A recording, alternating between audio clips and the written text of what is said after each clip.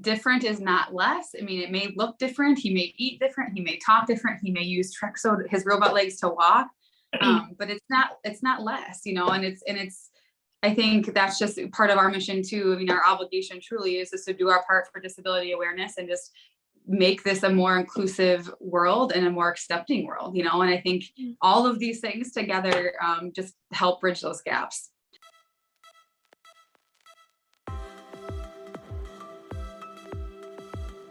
Hi everyone, welcome to Open Chat with Tiffany. I'm Romeesa from Trexo Robotics, and we have Tiffany here, who is Karter's mother, as well as the co-founder of Kourageous Karter Foundation. So welcome, Tiffany.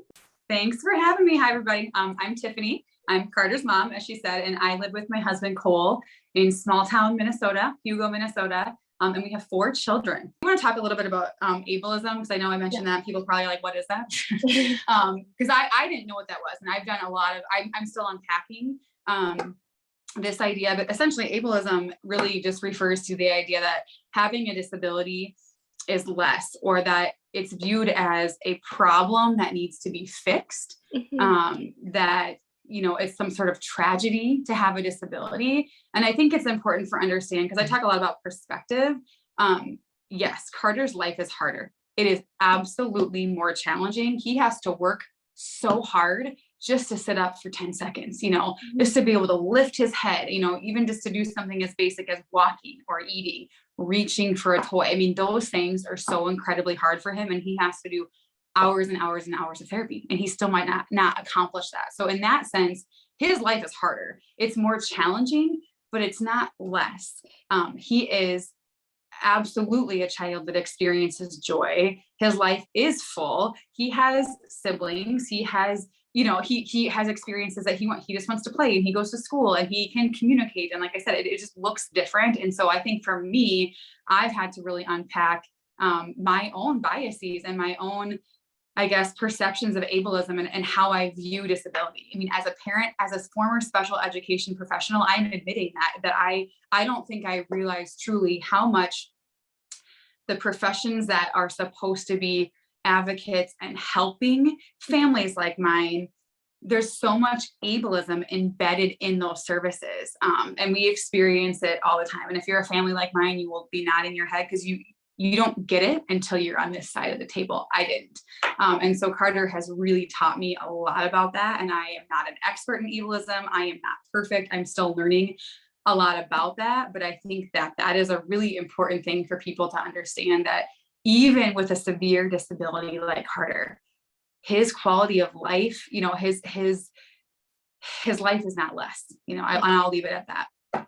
I realize now that even though we were saying the same thing to the team of medical professionals, doctors, and this is my experience, this is our opinion, I'm not saying that all doctors are this way, but the team of doctors that were making decisions about Karter's quality of life, they look at him now. They knew, I believe, they knew that this was going to be his outcome, or that it would be the potential for his outcome, but they didn't look at a kid like Karter as capable of experiencing joy. They look at a kid like Karter and they think that his life is just full of pain and suffering because he's in a wheelchair, because he can't speak, because he can't eat. And because of those things, oh, how can he have quality of life? And so I didn't get that when we were making the decision to remove life support, and we were having conversations to make sure that we understood his outcome.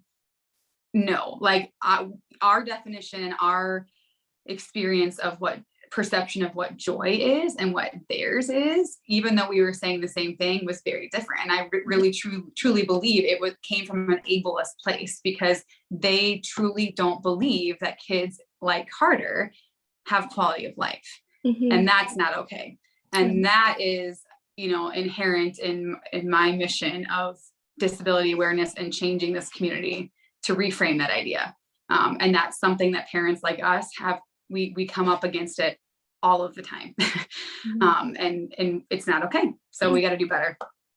For sure. And having conversations like this is one way for people to also learn and acknowledge that biases that they have in themselves. Exactly. Like I said, I mean, I was a special education professional, and I I didn't realize, you know, some of my own biases or just even through the training that I receive and working with families with disabilities, the subtle ableist ideas that are embedded in how professionals view and treat families. And it's, again, it's ignorance. It's not like anyone's doing it on purpose to be cruel or mean. I mean, nobody wants to be an ableist, you know? So I think it's just important to have honest conversations and open dialogue about what does that mean and how does that look like and how do families experience that every day and how can we work together to make that better, you know? And I think just like we talked about, inclusion, accessibility, getting kids some robot legs so they can get out in their communities, you know, that's just another way that we can do that and make this a more inclusive world. So, and you just pointed out some great questions to ask your community of like families and also like people who are already sharing their stories on social. There's so many amazing families, so they're putting a lot of great information and also conversation to, you know, start thinking about yourself. Exactly. I mean, and that's the thing I tell people, just ask. I mean, people I can appreciate are so sensitive, like they don't want to come across as an ableist, or they don't want to ask something, you know, or say something in an ableist way. If it's coming from a kind, genuine, sincere place, even if it is, we're going to answer I mean, that's the only way we can learn from each other is if we have these conversations, ask those questions, you know, even if you feel, you know, worried about how they're going to be received. I would rather have people asking genuine questions and be interested, because that's the only way that we're going to, you know, bridge some of these gaps that exist. And so I would just encourage, if you have questions, just reach out to families. And that's a really great way to support, you know, and just educating yourself and just watching and learning, you know, from kids like Karter and families like ours.